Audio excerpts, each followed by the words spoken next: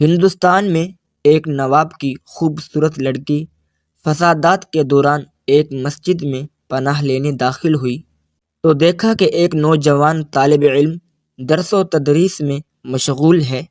بغیر کوئی آہٹ کیے لڑکی چند ساعت خاموش کھڑی رہی اور پھر طالب علم کے قریب چلی گئی۔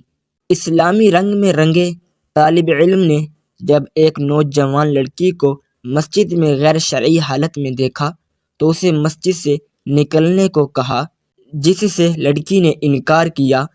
طالب علم نے غصہ، منت و سماجت ہر حربہ آزمایا، مگر لڑکی نے اللہ کا واسطہ دے کر کہا کہ باہر اس کی عزت کو خطرہ ہے اور اسے رات یہیں گزارنے دی جائے۔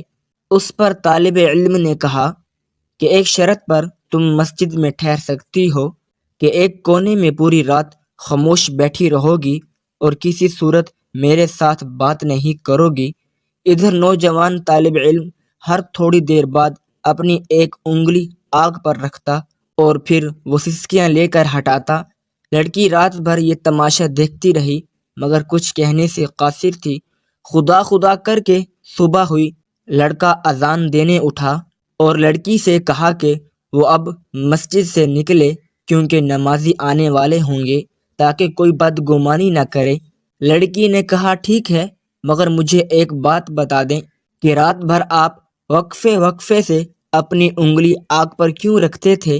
طالب علم نے جواب دیا کہ رات میں نے نفس اور شیطان اور اللہ کے احکامات کے مابین 605 میں گزاری۔ جب کبھی شیطان کا غلبہ ہوتا تو میری خواہش بڑھتی کہ اکیلی لڑکی ہے، اپنی خواہش کی تکمیل کر لوں، مگر جب دوزخ کا عذاب سامنے پاتا تو اپنی انگلی کو آگ پر رکھ کر یہ آزمائش کرتا کہ کیا اس آگ کو میں سہ پاؤں گا، مگر جلتی ہی احساس ہو جاتا کہ ایک چھوٹی انگلی یہ تھوڑی سی آگ برداشت نہیں کر سکتی، تو جہنم کی آگ میرے پورے جسم کو کیسے بھسم کرے گی۔ وقت گزرتا گیا، نواب زادی کے لیے امیر سے امیر شخصیات کے رشتے آنے لگے، مگر وہ ہر رشتہ ٹھکراتی رہی۔ لڑکی کے والدین بہت پریشان تھے کہ آخر معاملہ کیا ہے۔ بالآخر لڑکی زبان پر مدعا لے آئی کہ اس کی شادی صرف مذکور طالب علم سے کی جائے ورنہ وہ کبھی شادی نہیں کرے گی۔ نتیجہ ایک نفس کو قابو رکھ کر وہ غریب طالب علم محل میں چلا گیا۔ اگر ہم پوری زندگی اللہ رسول کے طریقوں پر گزاریں گے تو خالق کائنات ہمیں جنت کے محلوں میں کیا مقام دیں گے۔